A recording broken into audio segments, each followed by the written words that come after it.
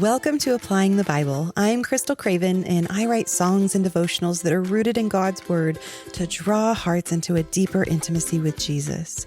And today we are starting a new devotional journey through the book of Joshua. Let's read Joshua chapter 1, 5 and 6. It says, "No man shall be able to stand before you all the days of your life. Just as I was with Moses, so I will be with you. I will not leave you or forsake you. Be strong and courageous, for you shall cause this people to inherit the land that I swore to their fathers to give them." God's first words to Joshua after Moses' death wasn't words of strategy or instruction, but it was a promise. He said, "I will not leave you or forsake you, and so I will be with you." Now, when we look at the original text in the Hebrew, the word leave means to abandon, and the word forsake means to desert. God wasn't merely just reassuring Joshua of his presence in theory. He was promising a covenantal faithfulness to him. And that phrase, "with you," that speaks of a fellowship and a companionship, not a distant oversight. God was not going to be the big guy in the sky looking down from above type of God. He was going to be up close and personal.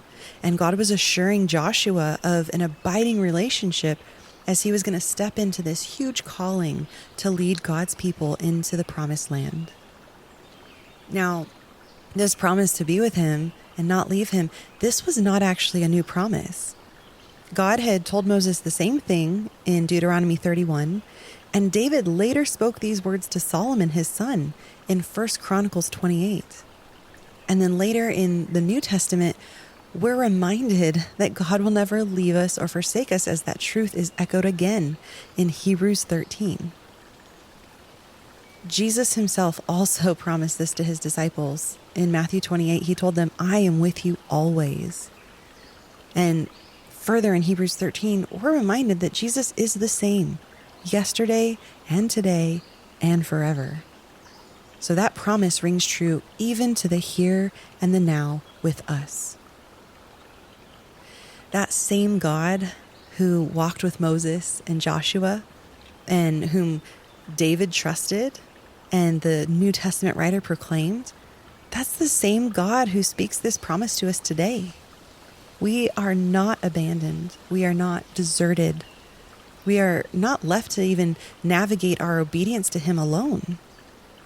God is with us in fellowship, in companionship, in truth, and he is leading us forward in freedom and in rest in him. And, in Hebrews 4, specifically in verses 7 through 11, it exhorts us not to harden our hearts when we hear his voice, but instead to strive to enter that rest that God provides. Now, that striving, that is not a frantic effort. That is a faithful trusting in God.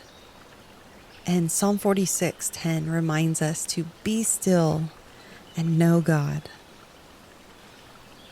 Now, stillness becomes possible when we truly believe this promise, that God is with us.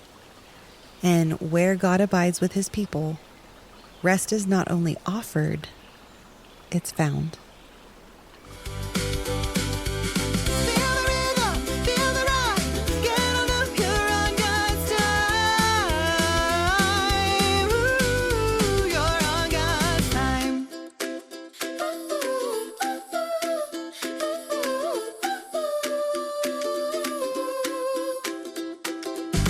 For written devotionals and blogs and originally written songs, you can visit my website at crystalcravenmusic.com, and that's Crystal with a K and Craven with a C.